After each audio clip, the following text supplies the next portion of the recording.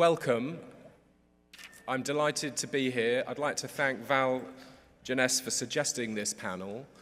And the idea of this panel is that between us, we're going to offer some comments on, I guess, the current state, but mainly the future direction as we see it, or as we would like it for prison research. And what we're hoping to do is stimulate some discussion that I guess we hope will continue after this panel. I'm Ben Crew from the University of Cambridge. I'm going to very briefly introduce my other panelists.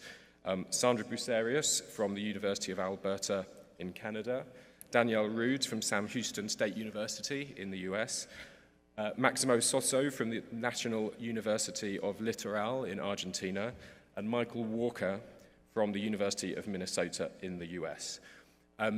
I'll be speaking as well as chairing. I'm not sure if that was clear from the program, but I will go last. And I think we'll go in the order of as listed on the program. I've been very stern and instructed each panelist to speak for no more than 12 minutes so that we have some time at the end for comments and questions. So I'll hand over now to Sandra. Thank you. Thank you, Ben, and I'm going to try to be the stereotypical German and be on time with the 12 minutes. Anyhow, it's an honor to speak here today. I will not be giving, how do I change the slides? I will not be giving a standard research talk, but I will be using my time to reflect on what I think is currently missing in prison scholarship, or what we need more of. And I will essentially highlight three aspects that I think are worth paying attention to. So now we just have to, how do I change the slides? Okay. So first, the fact that much of our understanding is focused on sentenced populations.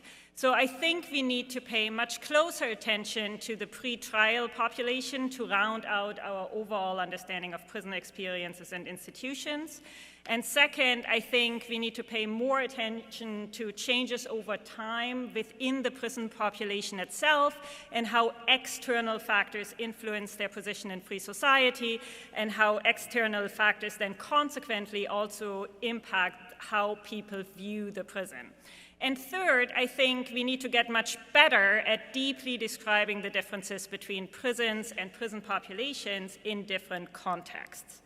So to start us off, in Canada, where I conduct my research, most of our existing knowledge on prisons is based on studies conducted with the sentenced population. And that's very similar to almost everything that is coming out in prison scholarship. And I think that is hugely problematic for a number of reasons. So one of the biggest changes in the Canadian prison population happened right around 2003, 2004, when we see the remanded population, so those awaiting trial, suddenly being incarcerated at similar rates as the sentenced population, as you can see on the graph here. And every single year after, the remanded population has far exceeded our sentenced population in Canada, to the point that in my home province in Alberta, close to 80% of all incarcerated people in prison are remanded. And because prison scholars generally focus on the sentenced population, we don't know much about this population and those prison spaces. So the vast majority of people in remand prisons will never enter a sentenced institution in Canada. Given that our conditions in pre-custody are so harsh, judges count 1 day in remand for 1.5 to up to 3 days in sentenced custody. So in other words, if you've waited for your trial in remand for 2 years and you would then receive a sentence of 4 years, you will likely leave the remand prison on time served and therefore completely escape the researcher's eyes. And what we know about sentenced populations and institutions cannot ever transfer to remand prisons. Remand prisons, as you know, are shaped by deep uncertainty. So people in remand are ripped from their lives from one moment to the next, and they often have no idea whether they will be locked up for a day, a week, years.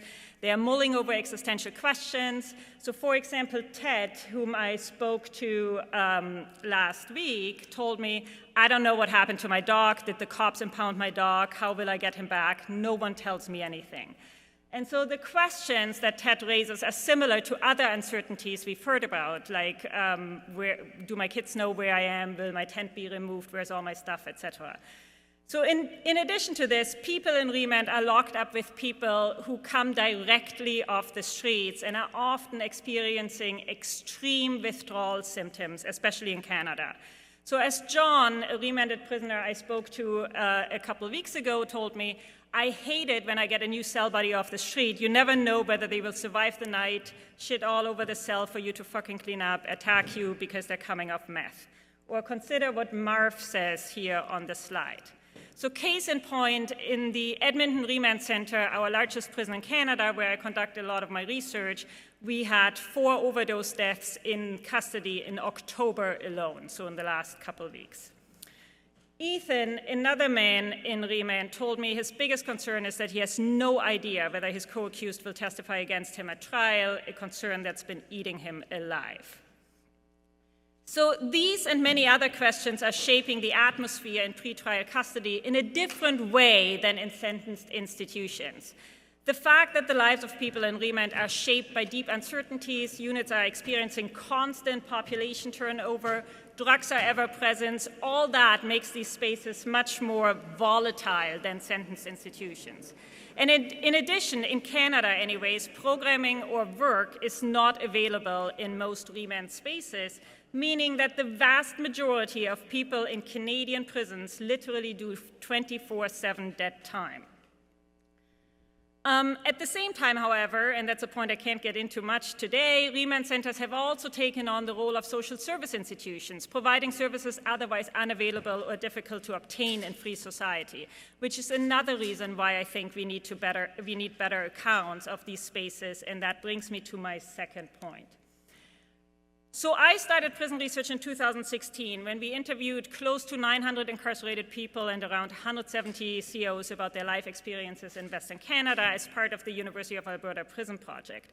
And when I first set foot into a remand prison in 2016, I vividly remember how the COs made room on the top tier of the unit in November. You see a picture of the Edmonton Remand Center here.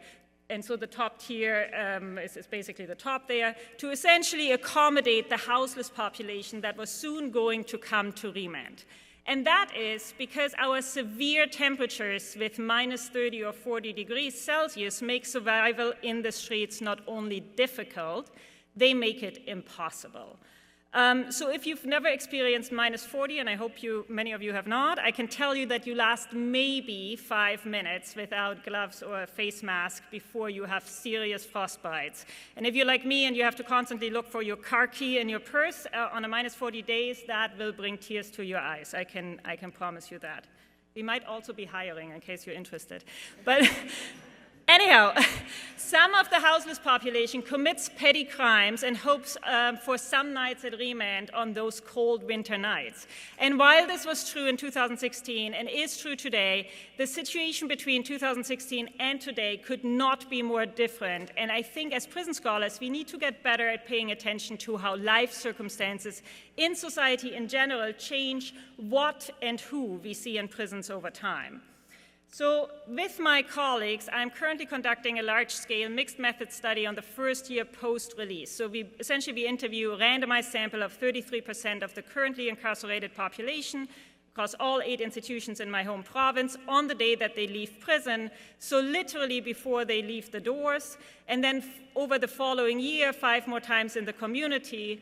Or, unfortunately, for close to 35% at this point, even though we only started in February, we have to do these follow-ups back in prison. So the study looks at the challenges that people experience during that first year. And if you had asked me in 2016 to provide a nuanced description of the Canadian prison population, I would have spoken about substance use, houselessness, poverty, and so on. I'm still talking about the same aspects today, but the level of precarity and sheer desperation in the incarcerated population today is so much deeper that I really do not think we are studying the same phenomenon anymore. And it's hard to pinpoint this to any one factor. So there's obviously disinvestment from social services, there's a rise of synthetic drugs, there's increased toxicity of drugs, the severe consequences of meth consumption among the population leading, for example, to severe dental issues, violence we haven't seen before, the drug poisoning crisis around fentanyl, which, by the way, is the leading cause of death in Canada among 10 to 59-year-olds, coupled with an extreme housing crisis. All of that has created a multifactorial disaster for the prison population. And while substance use issues have been rampant in 2016, in 2024, we are now looking at a population that has used ever more toxic fentanyl and meth for years, has often experienced many overdoses and has been brought to life via Narcan administration, or at the very least has experienced trauma due to losing loved ones to overdose deaths, all of which obviously has had serious long-term impacts on our population's physical and mental health. And their physical and mental health is so poor that they almost universally state that both their physical and mental health improves while incarcerated. So on top of that, they are almost always released with probation conditions that they cannot possibly comply with, given their precarious life circumstances, putting them in this constant cycle of justice-induced recidivism. So essentially, they breach conditions they have received in the first few hours of leaving prison, making them come back in no time. An example of this is Kayla, who lives a transient lifestyle, sleeping on the streets, shelters, garage, or when she's lucky, she's bumming a place with friends she just met. And her probation condition, like for many of our participants, is having a curfew, so she has to be inside after a certain time. Obviously, you cannot possibly comply to this condition having no stable housing. So during her interview with me, she said, I will get breached for not being at home. How the fuck does that make any sense when you're homeless? Others have to report to their probation officer or bail supervisor on a regular basis. Not having a phone provides a serious challenge in this endeavor, and you can see what my participant Damien has to say about that on the slide.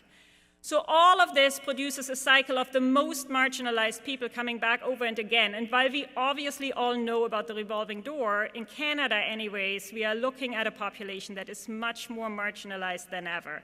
In a Canadian prison, 2016 and 2024 seems planets apart.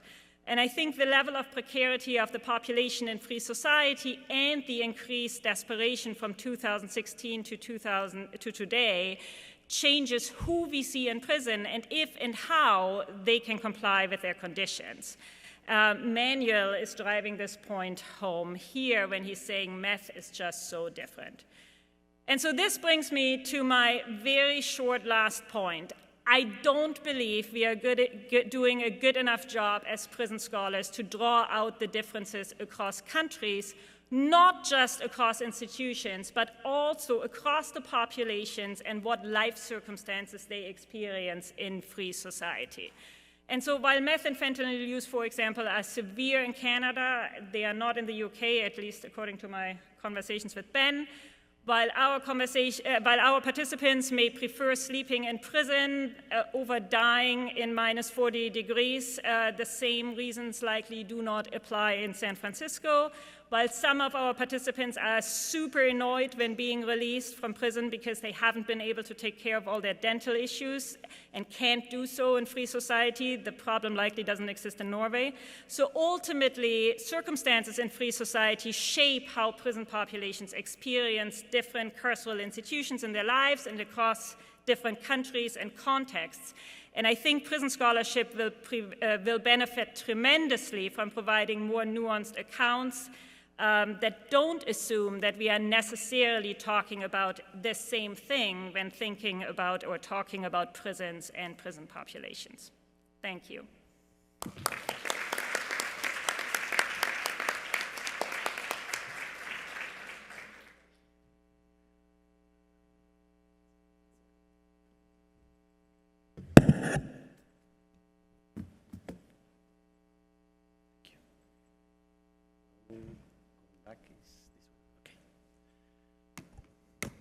Well, good morning, everybody. Thank you, Ben, for inviting me to be in this panel. It's a great honor. In this intervention, I would like to address only one concern that I see as central to prison studies and its future directions. It is a specific form of a general question that has haunted social studies of prisons since its inception. I have heard many prisoners say of prisons that if you have seen one, you have seen them all. This saying confirms an idea of the prison as an homogeneous entity with basic components that remain unchanged, even if variations in secondary aspects are possible. Already in the seminal The Society of Captives, Sykes, drawing on his in-depth study of an American prison, argued that prisons share basic similarities, which override variations of time, place, and purpose. Almost 4 decades later, Sparks, Bottoms, and Hay, in another key contribution based on a comparative study of 2 English prisons, observed that the continual tendency in prison studies to seek to show that there exists some essential and irreducible ideal type of the prison is almost certainly misleading.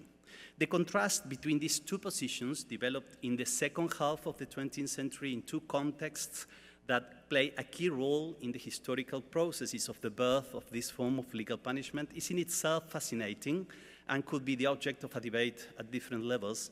But from the point of view of someone interested in prisons who lives and works in Latin America, as I do, this question becomes even more relevant, not to say urgent, when one considers the role that relations of inequality and dependence between different parts of the world, different places of the world on a global scale, have played in relation to prisons and the way we think about them. That is, more specifically, when the question of the existence of something called the prison is approached comparing prisons past and present in the global centers and peripheries. The birth of the modern prison from the late 18th century in a handful of global centers gave rise to a complex and gradual process of importation of this form of legal punishment into various global peripheries during the 19th and 20th centuries. In some of these settings, this diffusion took place within the dynamics of original colonialism through direct imposition by imperial authorities, as was the case in places as diverse and distant as India and Algeria, Guyana, and Australia.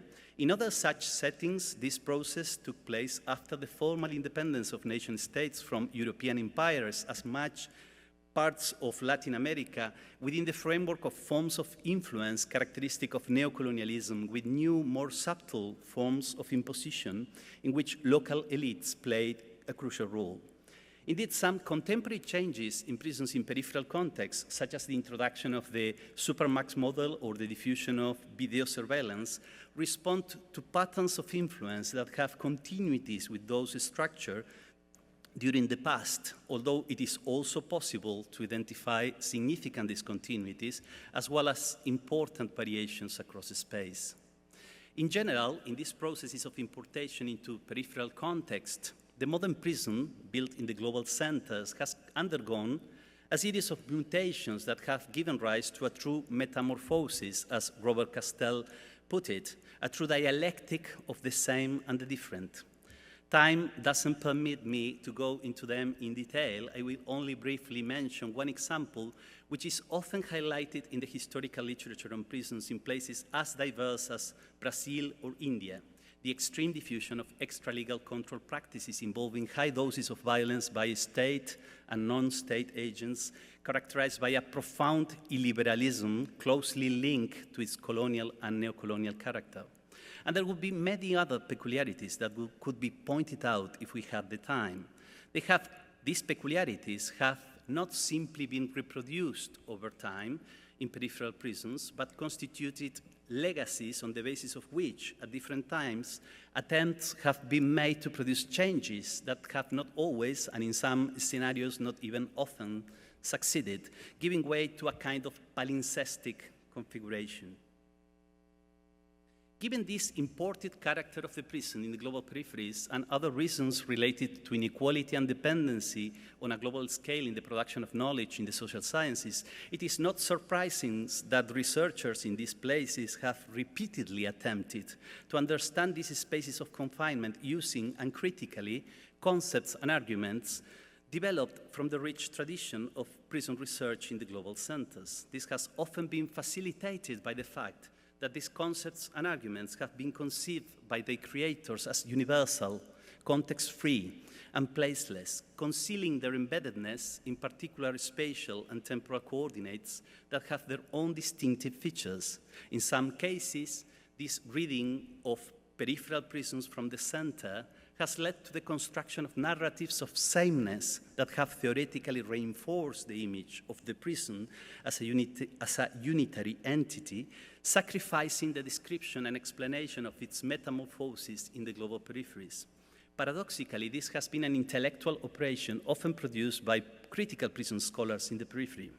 Criticism of this kind of intellectual operation has grown significantly in recent decades, making it increasingly difficult, although it is still present in contemporary literature on the global peripheries.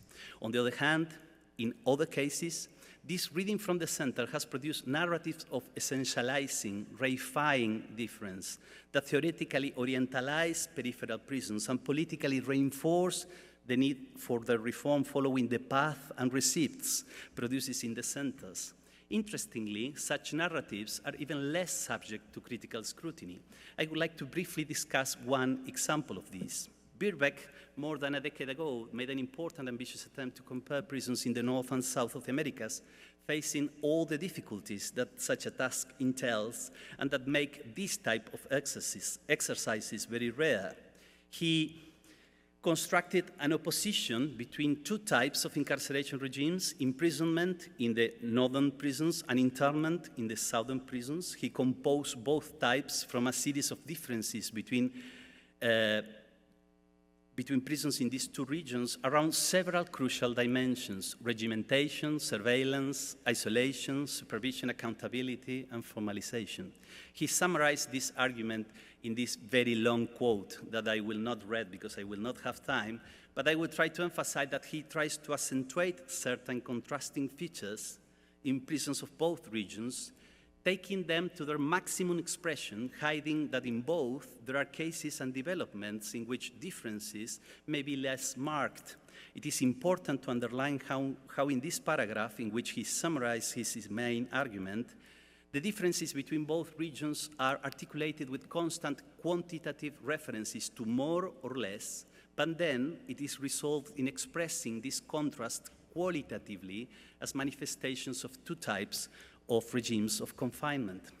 The problematic nature of this way of thinking about differences between prisons in the North and South of the Americas became very clear to me in the experience of a comparative research project on prison transparency between Canada, Argentina, and Spain, which we have been conducting with colleagues from these three countries since 2023. In Birbeck's account of external supervision and accountability, there will be a clear contrast between more open and less open prisons in the North and the South of the Americas. Unfortunately, I do not have the time to delve as deeply as I would like into the results of this ongoing research, but this reductionist vision doesn't seem very plausible from my perspective.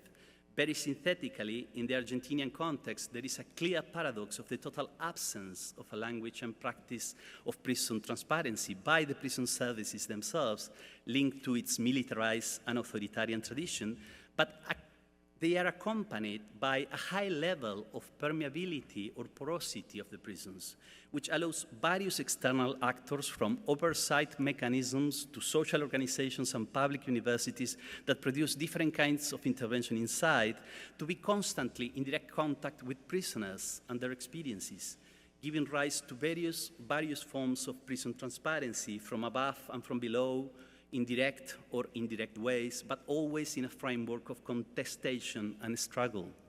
Perhaps the most interesting and puzzling manifestations of this paradox is the authorization that has been produced during COVID pandemic of the use of cell phones by prisoners in some provinces in Argentina that exist until today. It is difficult to imagine a more subversive way of producing transparency in prisons, as well as many other effects in everyday life. So I believe it is indispensable to avoid elevating the differences in prisons between global centers and peripheries to the status of a contrast between types of incarceration, as this makes it difficult to recognize the degree of variation within these parts of the world and the simultaneous presence of relative similarities in both. Martin Jefferson and Bandyopadhyay, in a very interesting paper a decade ago, aptly raised the need to avoid approaching the study of prisons in the Global South in terms of the Western prison, assuming scholarly accounts of the Western prisons as universally relevant, and reading these southern spaces of confinement in terms of deviance and the perpetual need for reform. I could not agree more with these warnings. From there, the authors point to the need to generate a break from same as different from perspectives, symbolically loaded, and I am quoting, as they are with an alterity prone to the fate of exclusion. I believe that a distinction between types of imprisonment with all its essentializing and reifying effects, such as the one discussed here, produce this perverse analytical effect. But this is not the only way to approach the task of comparison and the delineation of similarities and differences. An alternative is possible, one that is compatible with an inversion that could enable reading the prison from the global peripheries. Just to conclude, in my view, this involves three intertwined difficult tasks. First, a deep, dense exploration, a strong encounter with the empirical moment in peripheral contexts, understanding the embeddedness of prisons in each scenario, working more inductively. Second, avoiding the reproduction of the coloniality of knowledge, provincializing the theory produced in central contexts, relativizing its possible uses in another empirical reality, in another time and place, in the framework of a more equal intellectual exchange between North and South, and last but not least, a constant specific exploration of the coloniality of the prison itself in peripheral contexts in the past, but also in the present. There are promising signs in the contemporary literature that we are advancing in this direction, but much more efforts are needed. Thank you very much. Sorry for the 15 more seconds.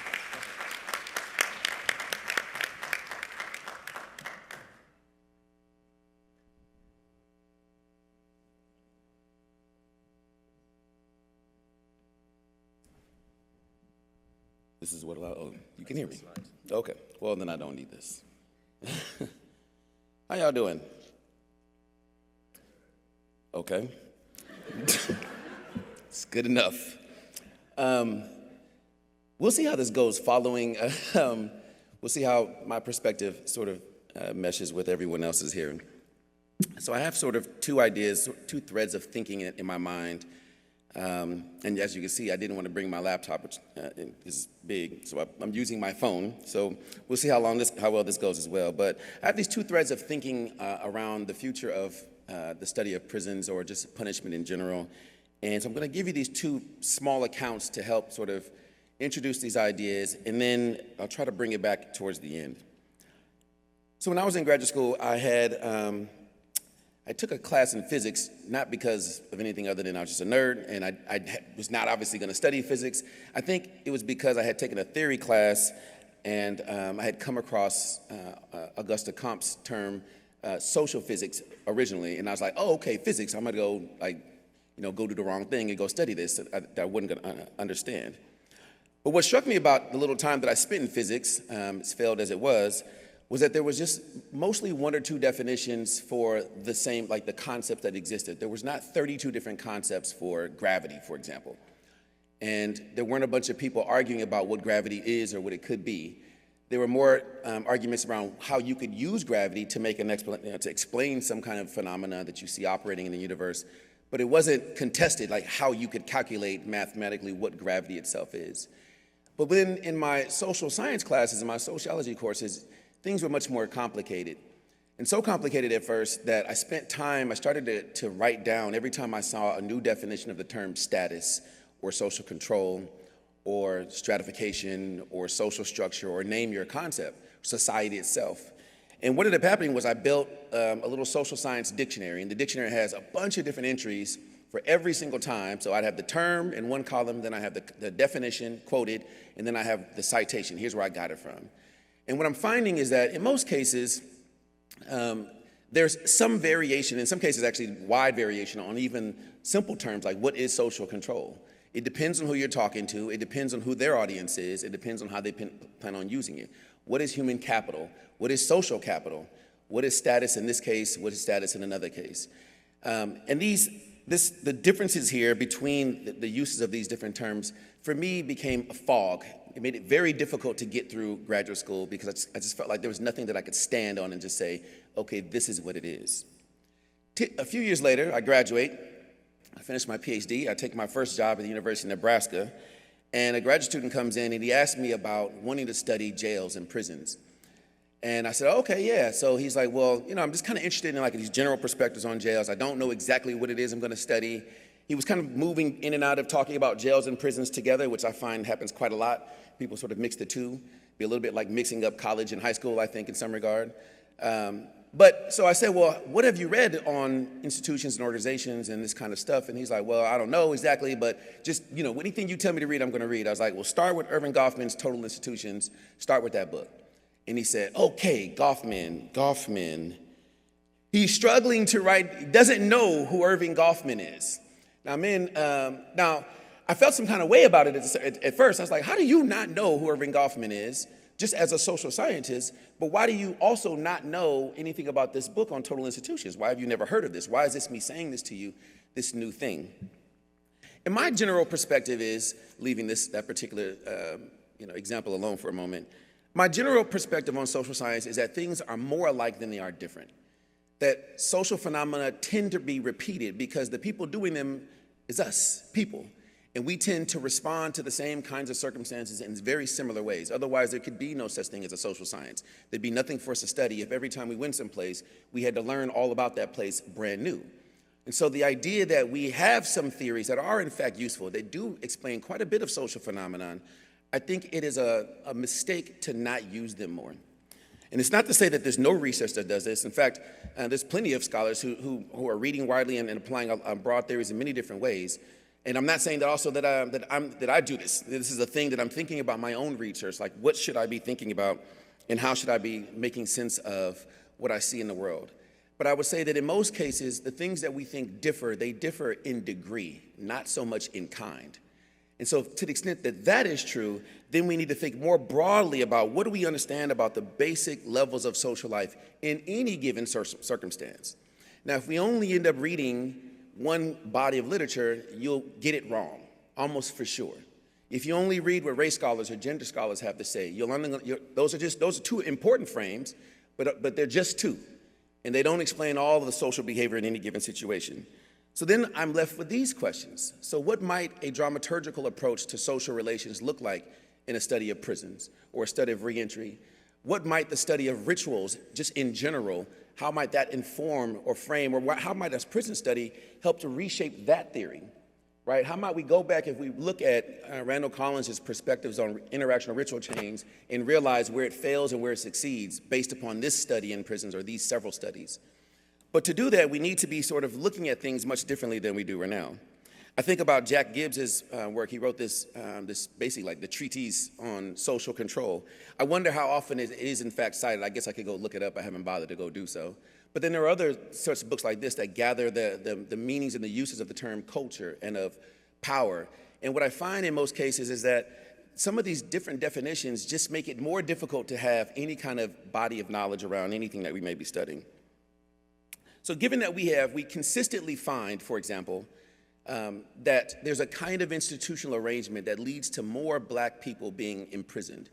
Well, how about a theory of race relations as it applies to the study of prisons, or as it applies an actual melding and integration of these kinds of these modes of research, such that we're not sort of adding them on as window dressing at the end, like, oh yeah, this person wrote this one theory, or this person racial formation may matter here, or this perspective on racism without racists may matter here, but instead to do an actual reframing of our research in light of a particular perspective, because we know that it has a lot to say about a particular mode of inequality. It's good to see you here. Didn't I see you last night at the anyway, sorry. Thought it was just last night getting drinks, right? All right, anyway, sorry. I wasn't expecting to see this see you there, because we didn't exchange names. You just happened to be here. Welcome. Anyway, so thinking about like the different kinds of integration of these different perspectives, I think would be useful. So I think there are kind of two ways in general of doing research. Of course, there are many, many more, but let me just give, because I'm a social scientist, we're always going to say things work in twos or threes. So in one, there's a kind of marketplace of ideas and concepts. And the ideas and concepts, for the most part, are very much the same. The thing that's different is the brand.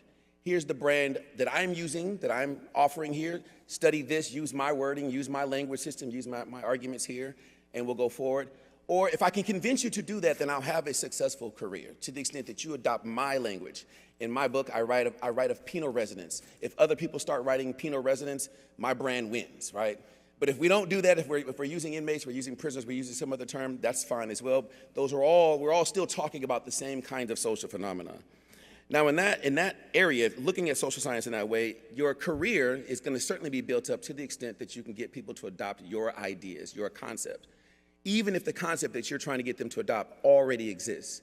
For you older scholars, you will have told your younger scholars that this is old wine in new glasses. I remember in grad school, Dr. Turner saying this to me. He would say, "That's a nice new glass you put that theory in." And so another way of thinking about this is to think about building up a field of study that is rooted in focusing on the meanings and the processes across these different subdisciplines as a way of building up a body of knowledge so that we can explain the social world. Now, I understand that we want to have an effect, policy-wise, on what is happening in social life, particularly studies for those of us who are studying prisons, but I would say it's harder to do that if we're not all talking about the same thing. If we don't understand that if we have 32 different definitions of what gravity is, if we're studying the prison as if it is this brand new environment that doesn't exist anyplace else, that you can't understand some of the things that occur in a prison by also studying other kinds of organizations and other kinds of institutions, or thinking about a network of institutions or the flow of resources in one area or another to better understand what's going on in a jail or a prison. So for that matter, I wonder then, how would a theory of emotions, contemporary theories of emotions, or of organizations, of identities, of stratification, of status and religion, and so on and so forth, many of these things have been used in different ways, how might prison research show us where these general theories succeed and where they fail? Thank you.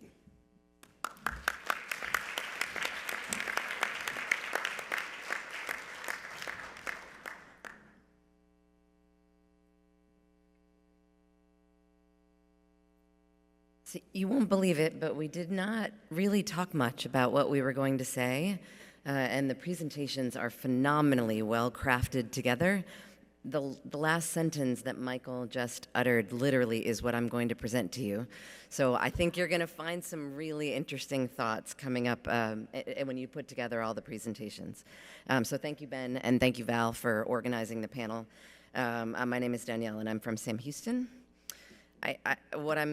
This is Michael's talk. I'm just going to give it again in a different kind of way, I think. I'll give it in the Danielle sort of pseudo-Texas girl way. I think my biggest challenge in doing prison research is that we don't, as researchers, I think when I read through the scholarship, and part of this is a mechanism of journals that won't allow more than 10,000 words or other weird things that we have to box ourselves into. I think often we don't study prisons as holistic environments, and so in doing so, I think we miss a lot of the context and the nuance that happens inside a carceral space. And I'm going to talk about prisons because it is the title of our panel today, but I'm also speaking about other carceral spaces around jails or detention or any other place where people aren't allowed the movement and the freedom that they would normally have, although maybe we all think our freedom is slightly curtailed, will be more curtailed in a few months. Prisons are occupied by and are impacted by both the people who work in them and the people who live in them, as we well know.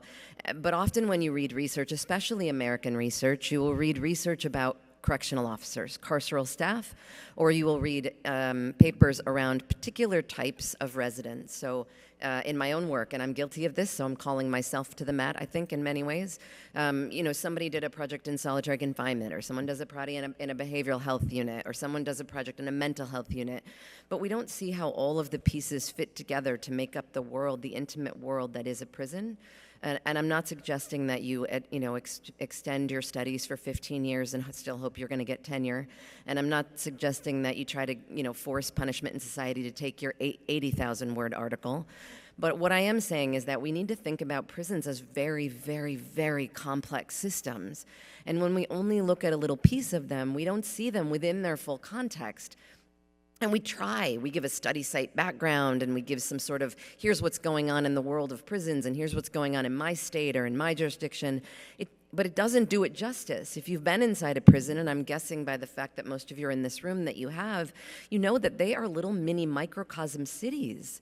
Everything happens there, and if you only study a little piece of it, you don't get what you need to get. So I would just argue that the staff face much more than stress and burnout. But if you look at the American literature and much of the worldwide literature on correctional staff, you'll think that really all they have is mental health problems or physical health problems. And I think there is just so much more going on there at the minutial level, not the survey indices that I've asked them to ask for the 400th time about whether or not they're stressed or whether or not they feel occupational prestige. For the residents, I think they do face the pains of imprisonment, and I think that is incredibly important, but I don't think that that's all they're going through is pain and suffering. I think there are other really interesting things happening in carceral spaces, including resiliency and hope and helping and growth and development, and we don't talk about those anywhere near as much because as sociologists, I don't know if you remember the old sort of Gary Allen Fine, right? The sociology of gloom and doom. Do you remember that? Maybe you don't remember that article, but it's sort of like the lover of the downtrodden, right? We pick the most harmed people and we tend to focus on them, and that's where our research goes. But there's some really beautiful things happening in those spaces too. I think what we need is a theoretical and educational shakeup, and this is where Michael just segued right into what I want to talk about. I think the main problem for me, and this is my perhaps personal bias as an organizational sociologist by training, it baffles me every single day that we as academics in criminology study complex institutional systems at the macro level, organizations themselves at the meso level, and the actors that are operating within or around those organizations at the micro level, and yet we don't use organizational theory, or I can even take it a step further and do implementation science, which I'm going to be on my bandwagon about at 3:30. I think these are really important contributions to science. The problem is, we don't use organizational theory because most American and many European and other places do not teach organizational theory in our criminal legal or criminal justice or criminology courses. I think it's a massive oversight. I don't know how we think we're talking about organizational systems if we're tossing around words like culture and we don't have any idea what that actually means. We're not digging into the system to figure out the multiple cultures. There isn't a prison culture. There are hundreds of them, and they change from moment to moment, from shift to shift, from officer to officer. If Officer Smith calls in sick on a Tuesday, the entire prison looks different than it would have if he were present. I think we have a lot of focus on big ticket items like culture and training, and we tend to scapegoat those concepts in a way to say as if we solve the culture problem or we solve the training problem, we'll be able to make real reform happen inside prisons. And I don't think that's possible because I don't think we understand culture with a series of indices that we use for culture and climate measures. And I don't think we get it when we just write in our discussion sections that the culture of the prison is a sort of piece of the puzzle that we don't understand because we're hiring the wrong people, or we're not training them properly, or they're undereducated, or they're overworked, or we're understaffed. I think those are all scapegoats for really much bigger problems, and I think the prisons have a lot of problems, but I think we as academics are contributing to those problems by not jumping into the deep end and spending time trying to unravel very, very complex organizational processes. I think we also have to do a methodological shakeup, and this was in a couple. Maximo and Michael both mentioned this in their studies. I think that quantitative approaches that we are currently using, that are currently getting most of our funding from our major funding agencies, to look at things like secondary or administrative data analysis or program evaluations, are simply not getting it done. Maybe I'm never going to get funding again by saying this, but I'm going to say it anyway. If I see one more program evaluation funded before we actually put people in there to do the work of hanging out and talking to people and trying to understand it, not a process evaluation that's a secondary study to an outcome evaluation where you interview some people and call yourself mixed methods, but a real in-depth iterative, interpretive, long-term study of trying to understand what carceral culture looks like from the point of view of whoever it is that you're trying to understand it, and then letting those voices be the voices that rise up and help us understand what we don't understand about carceral systems. Qualitative methods are designed, as you know, for theory building. It is the point. And what we don't have currently is the opportunity to do much of that. We have organizational theories that would help us understand, but in organizational theory, most of those theories are in for-profit corporations or in non-governmental organizations. What we need to do as criminologists and criminal legal scholars is begin to bridge the gap between what we know about educational systems and hospital systems and other types of systems, and think about what that looks like using organizational theory inside our carceral systems. There's plenty of research out there, but it seems like it's not relevant because it's about a hospital, or it's about a high school, or it's about a soccer team, right? That's really, really relevant, but we have to be able to know it, understand it, and then make the bridge.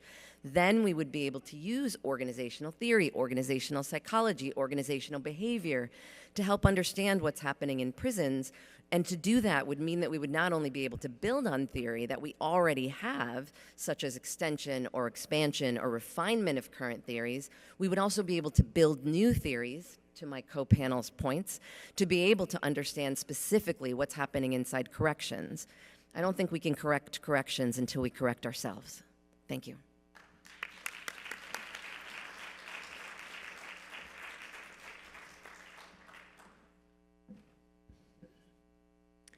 Okay, I'm going to focus on three main areas where I think there is particular scope to advance the field.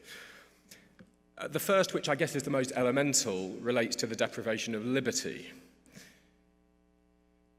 The deprivation of liberty is the essence of imprisonment, but I think it's the aspect of imprisonment that has been least explored, and that might be counterintuitively because it's rather hard to articulate. So over the years, on many occasions, people in prison have said to me things like, "What I really miss is walking to the shops and buying a newspaper." But that mundane representation of what it means to be free and unfree surely conceals a much denser set of experiences. There are different forms of freedom, freedom from and freedom to, and many people in prison have experienced little of either in their life outside it. So Sandra has already referred to this, but things like drug addiction, coercive relationships, extreme marginalization, all of these things make life in the free community somewhat unfree and then reshape how imprisonment feels and what it does. We also know relatively little about the micro-practices and pockets of freedom within prisons and about the experiences that signify and make real its loss. And here I think there's a lot of scope to build on some of the insights from sensory criminology. So I'm thinking in particular of Jason Warr's accounts of what it feels like to be searched, in his words, the placing of unwanted powerful hands, or his account of being in a prison cell and detecting that a fire has broken out in the prison. One objective of representing the deprivation of liberty is to try to ensure that we understand the implications of imposing it and are clear about the suffering that typically results from stripping people of the most rudimental forms of mobility and autonomy. So in a recent study, which was a comparison of the experience of imprisonment in England and Wales and Norway, my colleagues and I asked participants to rate the severity of 45 different problems. This slide shows the 5 most severe problems reported by a range of different subgroups. A higher score means that the problem is felt more acutely. So if you look at the columns on the left, you'll see that generally the problems were felt more acutely by female compared to male prisoners, for example. It should be clear first that there is considerable consistency here, with most problems featuring across all or most of the subgroups, so I've color-coded it to make it more obvious. But also, It should be clear that these problems do not correspond with the pains of imprisonment that Sykes famously documented, which were deprivations imposed directly by the institution. So rather, they pertain to matters that are external to the prison, so things like missing people and relationships and life out there, or their existential feelings internal to the individual, self-reproach and sorrow. And I think an important implication is that however decent a prison might be, the basic state of being imprisoned, so losing one's liberty, generates considerable anguish. So my plea is a return to the examination of some of these quite basic matters. So what does liberty feel like and look like, but also what does its loss entail, and which elements of its loss are felt most keenly by whom? And I think we should try to explore these things rather more systematically, and also try to theorize penal institutions I guess this is part of Danielle's point, in terms of looking at the connections between the sorts of problems that I'm identifying here and the prisoner social system and forms of order. The other thing I think we should be trying to do a bit more of is theorizing variation between penal institutions. This is something that a couple of the other speakers have touched upon. As Maximo also showed, Sykes was keen to emphasize the basic similarities which exist among custodial institutions, which, he said, override variations of time, place, and purpose. But Thomas Ugelvik and Darina Damser have said the opposite. In other words, the differences between a huge US supermax prison and a much smaller, low-security Norwegian institution are so many and run so deep that one could question if it makes sense to refer to them by the same term. And I'm often struck when I'm at ASC conferences and hearing about US prisons, I feel like that there are some similarities that are very clear, but we're talking about very different sorts of beasts, I think. What interests me most here is the potential for a renewed political economy of punishment, exploring the relationship between the political and the penal. One of the reasons that's difficult to achieve is because of disciplinary or subdisciplinary boundaries. So broad theories of penal change and variation and focused ethnographies take place in quite different intellectual domains by quite different kinds of scholars. David Scarbeck's The Puzzle of Prison Order and Ian O'Donnell's Prison Life provide really excellent examples of how to draw on selected ethnographies or jurisdictional cases to build up models of prison governance and social organization, respectively. But I think there is a long way to go in both describing and also accounting for variation in such matters. My own minor contribution to this is the development of a conceptual framework which seeks to capture the texture of penal power. And I use that term texture quite deliberately. Just as a strip of satin or sandpaper has material properties, but also a kind of feel, the idea of this terminology is that it helps capture both the objective and subjective qualities of a penal regime. So put briefly, depth is the relationship between imprisonment and liberty, so how porous a prison is, its level of security and control, sentence lengths within it, and the difference or polarity between the prison and the community. So to what degree is the environment normalized? To what degree do prisoners retain rights and status? Weight relates to interpersonal treatment, so the use of authority by officers, the quality of regimes, conditions, and so on. Tightness refers to modes of penal power that are designed to reconfigure conduct and cognition. So practices of risk assessment, behavioral programs, incentive schemes, and they reflect the bureaucratization of prisons and the influence of psychological discourse and expertise. And breadth refers to the reach and impact of the prison and the sentence beyond the point of imprisonment.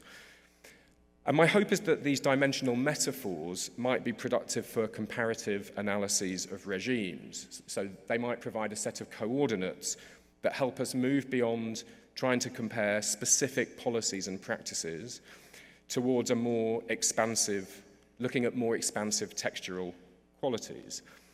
They also might lend themselves to interesting comparative questions. So why are some prison systems less interested in personal transformation, so looser than others? Why are some more permeable or shallow than others? Are systems in which staff cultures are heavier also ones that are typically deeper? How do we explain countries that have low imprisonment rates, so they look non-punitive if we base it on that particular metric, but have prisons that are harsh or where staff-prisoner relationships are distant? And then I think part of the task is to connect these patterns to broader power dynamics and political systems, colonial histories, penal sensibilities, and so on. Third, another way that some of my colleagues and I have begun to think about theorizing the prison is by exploring the forms of moral dialogue and reflexivity that occur within them. So Sykes said, though I think this is often overlooked, that a key component of the deprivation of liberty is the loss of moral status. And for quite good reasons, prison researchers have tended to avoid issues of morality and moral emotions like shame. But the result is that the offense and its implications are rather invisible in most prison scholarship. I think this is analytically inhibiting, particularly in relation to violent and sexual offences. So in a study that I conducted with Susie Hulley and Serena Wright, which was of prisoners serving life sentences, we couldn't have understood what preoccupied our participants, or many of them, and also shaped how they navigated their sentence without appreciating their feelings about being in some way responsible for someone else's death. So Kelvin here says, it's just so painful for me. That night it wasn't just the one person that died, it felt like a part of me died as well. And Arkin said, you have to contemplate day in and day out what you've done. And very consistently, our interviewees told us that coming to terms with what they had done, so bearing the moral weight of murder, was harder than coming to terms with a very long sentence. Just a final illustration then. This is a prisoner, Nathaniel, who was just absolutely saturated with guilt and shame. And what he says was, I've never come to terms with it. I don't think I'll ever come to terms with it. And I ask, well, how much time do you spend thinking about the offense? He says, well, I suffer from obsessive compulsive disorder, so mostly all the time. That's why I scrub my cell out 5 times a day. I go down the gym, throw my weights around as much as I can. Just try anything to take my mind off it. I tire myself out. Then when I hit my pillow, I'm not thinking about it. I'm out cold. I'm gone. Other participants involved themselves in generative practices, or they found religion, or committed to education in order to demonstrate ethical selfhood, or to make amends, or to address existential questions they were asking themselves about what they had done and their place in the world. My colleague Alice Evans has likewise reported the importance of moral dynamics to men convicted of sexual offences, who are often managing their own shame, the stigma imposed on them by staff, and a sense of being stained by the company of their peers. And this results in a kind of multi-layered form of mutual moral regulation. Prisoners looking at themselves, looking at others, and looking at others looking at them. So I would like to see research more often take into account this connection between the sociological and normative domains of incarceration. Thank you.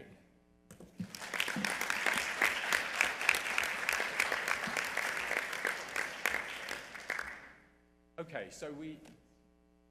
so we have about 20 minutes now, I think, for questions and discussion. You might have to speak loudly to make your question heard. Yeah. Who would like to go first? Yes.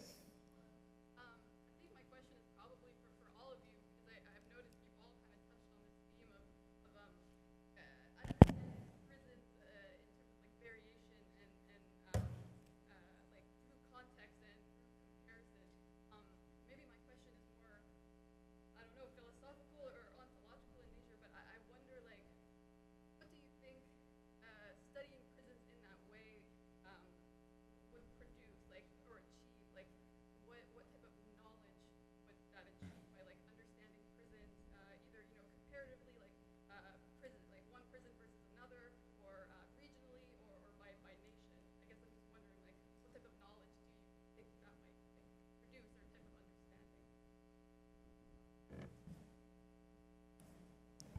Maximo, you're writing furiously, Yes. so I think Okay, that I can means say you something. can answer.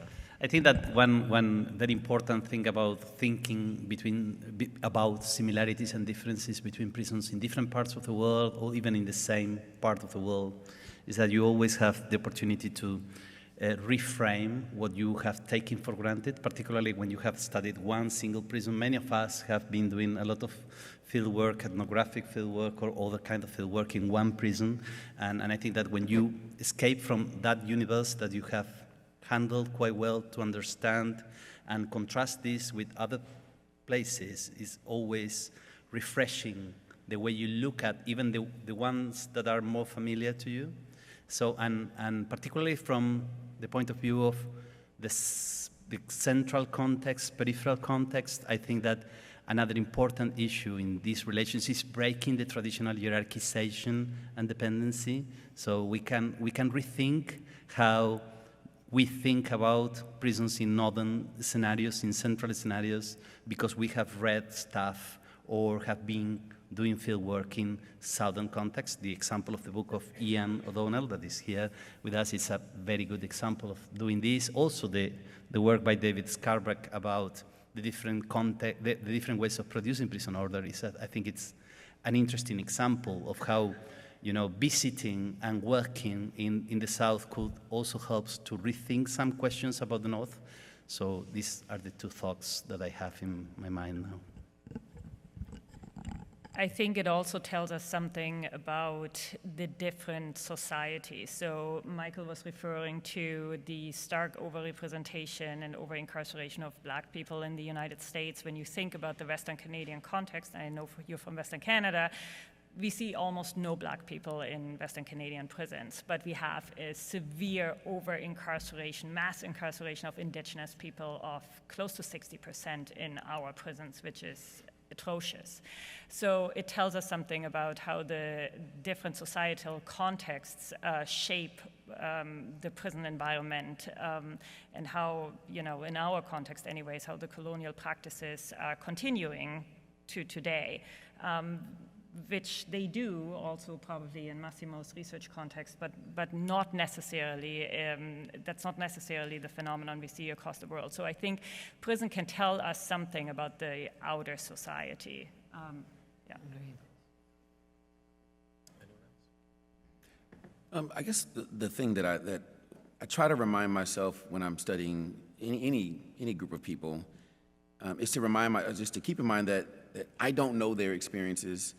I don't, you know, if I'm doing an ethnography, except for myself, my first book, I really didn't know, I would not know the experiences of the people that I'm trying to understand. And it is helpful to the extent that we're using theory to think about what else do I understand in the world that might help me navigate this place. But you don't just use apply the theory as a blanket and say this study of organizational culture will apply, right? But instead to look for what concepts helped you to understand what is going on in this particular place. And if you are a person studying prisons or studying punishment in general, then I suspect you're at least partly interested in policy and partly interested in sort of the human impact of these places. To the extent that you're interested in the human impact, a theory of explaining what is going on is kind of important. We need to know what explains the social behavior that we see and what kinds of outcomes we're likely to see. On the policy side, if we develop a theory or a set of theories that help us to explain how emotions will play out in a given organizational context, what it looks like to have the lights on at all times in a particular housing unit, or what it looks like to have no sense of what time it is in a particular housing unit, then that's a human condition that we should be able to say something about wherever we find human beings living. So I think there's a need to bridge these different gaps and use broad-based social scientific resources that are at hand to explain what we see going on and then hopefully influence policy. Okay, let's take another question.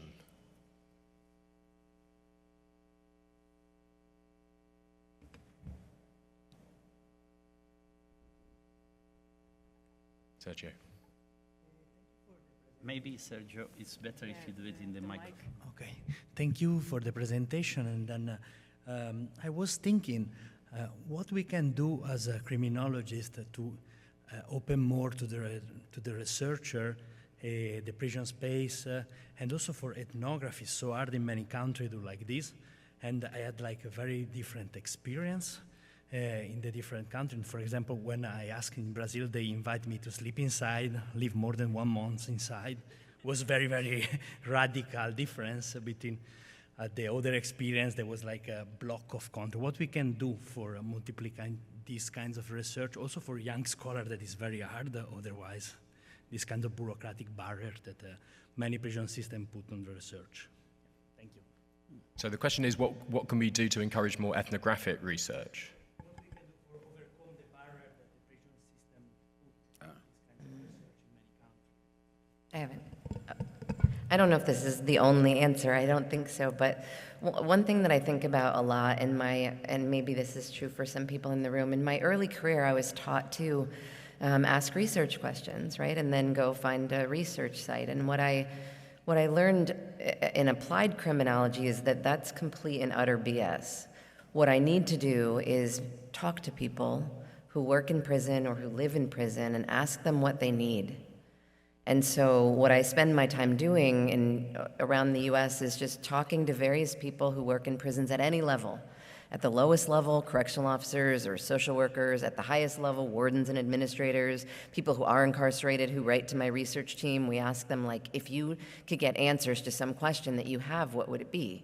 Right? And in their current times, they don't have funding for great research. They don't have ethnographers on staff. They can't find the information they want. Sometimes they just want secondary data analysis, and I just send that off to one of my colleagues to take care of. But if they have a question that's a deep contextual question, then I have to go in and translate ethnographic methods in a way that isn't scary, because it feels like journalism. It feels like an expose, right? You're going to bring in a bunch of white women graduate students that you have into a male prison. We're going to let you run around and ask some questions, and you're going to tell us how to improve the place? How about no?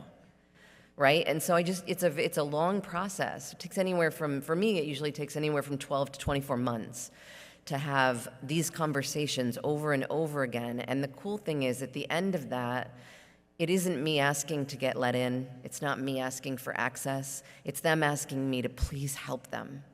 And when they start to ask the questions, then I can really make a difference in how they're developing policy or dealing with a problem that they have or working on a challenge that deals with external politics and the way that people are viewing their correctional system. It's a long game, and it's not a game that works on the tenure track, but I'm not there anymore, so I have time. I can wait it out. My grad students and I have to move along, though, because they need jobs, and so I do small projects right now, and I wait for the big ticket to pay off so that we can really help systems understand what they have going on, and then it of course, helps our pathways toward jobs or careers or publications or whatever it is that we need. But I think researchers take before they understand that they need to listen. This isn't quite an answer to your question, but I'm very struck by how much variation there is with regard to the prominence of ethnography as a method in different jurisdictions. So in Europe, qualitative research and ethnographic research in prisons is in a relatively healthy state, in a way that I think it hasn't been traditionally in the US and Canada, although obviously the two of you are doing huge projects. So that there is variation there as well. In the UK, so I'm encouraging everyone to move to the UK, I think, if they want to do this work. We all want to move right now. Your dollar will go a very long way. But in the UK, although it's not always easy getting access, the prison service is certainly open to being researched. The difficulty now is that prisons have become quite a lot more dangerous and volatile places. So actually, I'm much less confident than I used to be about leaving masters and PhD students to do research that involves kind of, hanging out on the landings. 15 years ago, that wasn't a concern for me, whereas now I'm not sure I would want that to happen. So we're in a sort of ironic situation where at precisely the time where we need to be documenting what our prison system is like, it's a much less appealing and more dangerous place for people to go.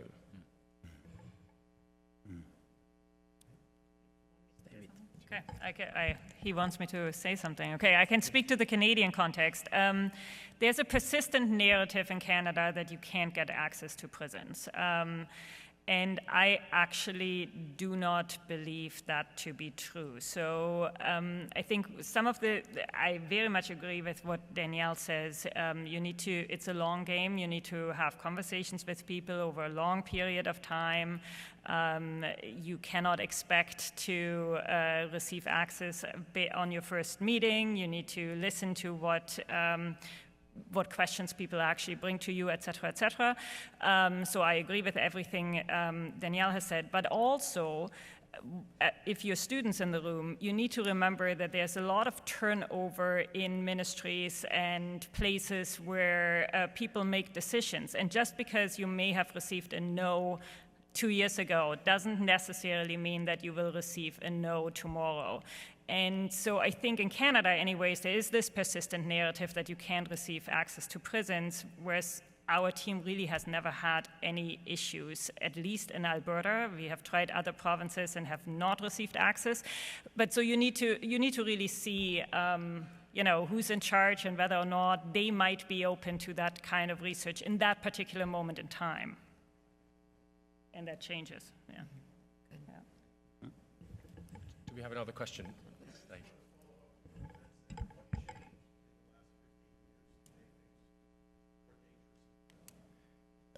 Staffing cuts, cuts in resources, which always means cuts in staffing, less experienced staff who are less competent in using their authority, new psychoactive substances, so spice it's called in the UK, which is a synthetic cannabinoid. But levels of assaults between prisoners but also on staff have gone up very significantly. Self-harm has gone up very significantly. So just, I guess, a kind of, just a storm of problems, but mainly I think to do with staffing and a sort of loss of everyday control.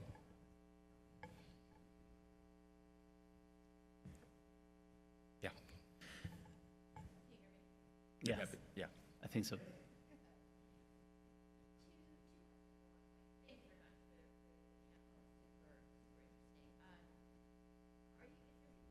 Sorry, Vanessa, but they do not hear you, so probably it's better if you can.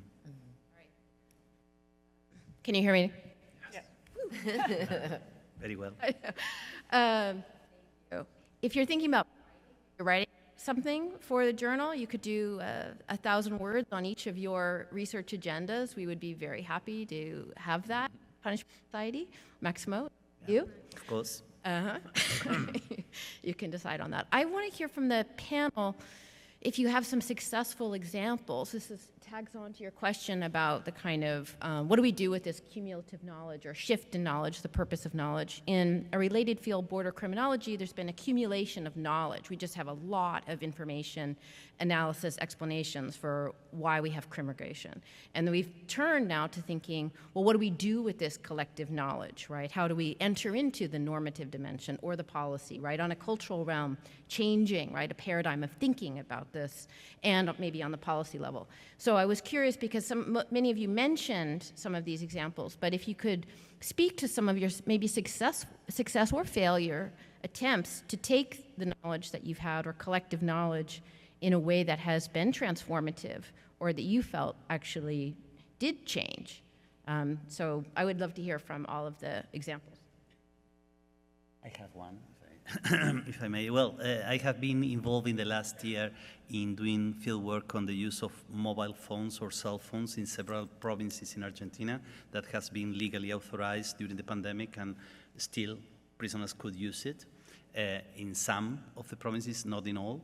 And it's a fascinating thing how, having a cell phone with yourself and using it could change many things, particularly in relation to relations with the staff, and particularly the situations of abuses that has been very frequent in the past. And today, with the presence of cell phones everywhere, with cameras connected with internet, has been reduced strongly in these different jurisdictions. So with this evidence, we're trying to first defend this authorization, because there are many actors saying that this is a crazy thing that, you know, in northern countries doesn't happen, why we are doing it here.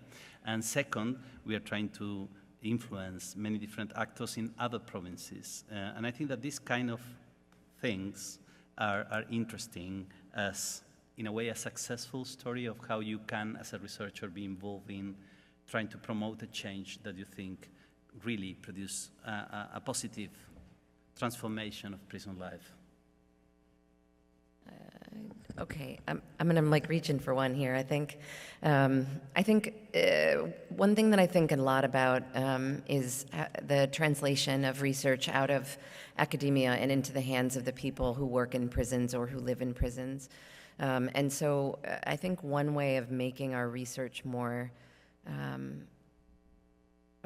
not more applied, but more understandable, more usable, so that it actually moves the needle beyond just, I got another publication in another journal, right? What can I do with this?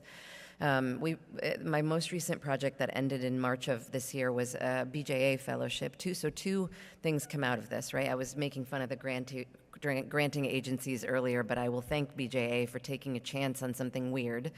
The BJA is the Bureau of Justice Assistance, traditionally very training and technical assistance oriented, and they wanted a fellowship project that would, the academic who was working on it would provide them information on how to improve their training offerings.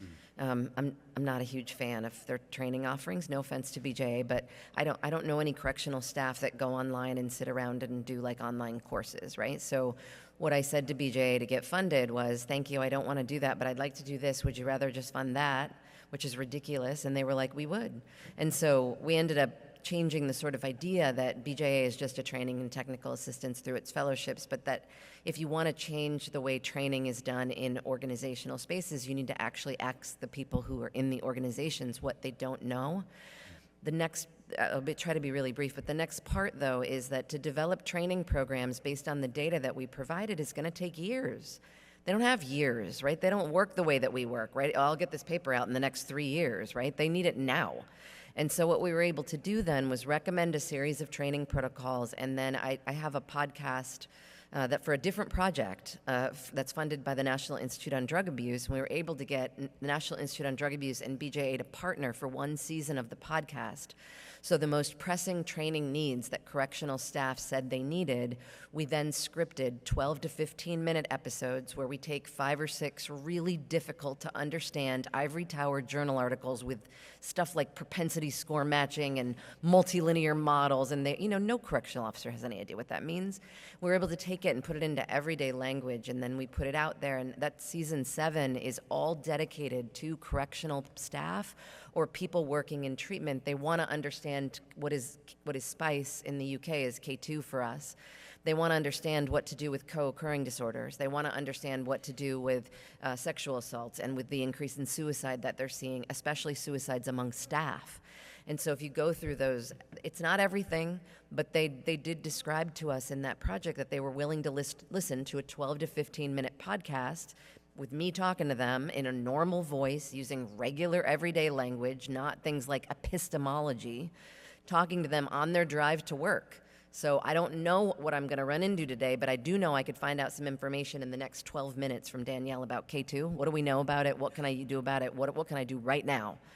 And I can wait for 2 more years to get a full training course on it, but today she can help me. Do you want to add anything, or Michael, do you want So my principal argument is that we need to do more theoretical integration in order to do better research, and then also hopefully to influence policy. So I tried to do this to the best of my ability in my first book, and I think I'm trying to do this as I'm finishing my second book. But that first book, A Study of Jails, is more a study of social life in a jail than it is the jail itself. And I try early on in the book to tell you that I'm thinking about or paying close attention to the things that I think are peculiar to a jail while focusing heavily on the things that are familiar to organizational living in general. And this is why I refer to the prisoners as penal residents, thinking about this idea that people live here and what does it mean to live here? And then it's like, okay, well, what is the sort of social psychology of jail life? And this is my attempt, without trying to be preachy, just to say, here's how I did it, to try to give an example of what I wish I would see more of, and just in general. And I don't know all the different directions everybody else may go, but I hope that there'll be a greater study on thinking about the organizational setting and how that impinges upon the kinds of dreams that people have, to think about the way that we experience time itself, to think about the idea that you're in all these different role identities that we normally have that are kind of organized in this sort of temporal way as we move in and out of the day, and we take on different roles. I'm a father in the morning, that I'm a professor in the afternoon, that I'm somebody's basketball coach in the evening. Those roles are collapsed, and you just have this one new master status that's applied to you. But I have to see that and be aware of that. I have to be reading Zimmel, I have to be reading these different scholars in order to make an application to show how it works in this setting. And I think the power of that is to say, this is in fact the human condition, to not become overly chauvinistic about the study that I'm doing here, but to remind myself always that I'm studying the human condition. So that's how I've tried to do it, and that's how I generally approach, to whatever degree of failure or success I have, that's what I'm trying to do, to show it being done that way. Okay, we are out of time, I'm afraid, but thank you ever so much for attending, and I hope we continue these conversations.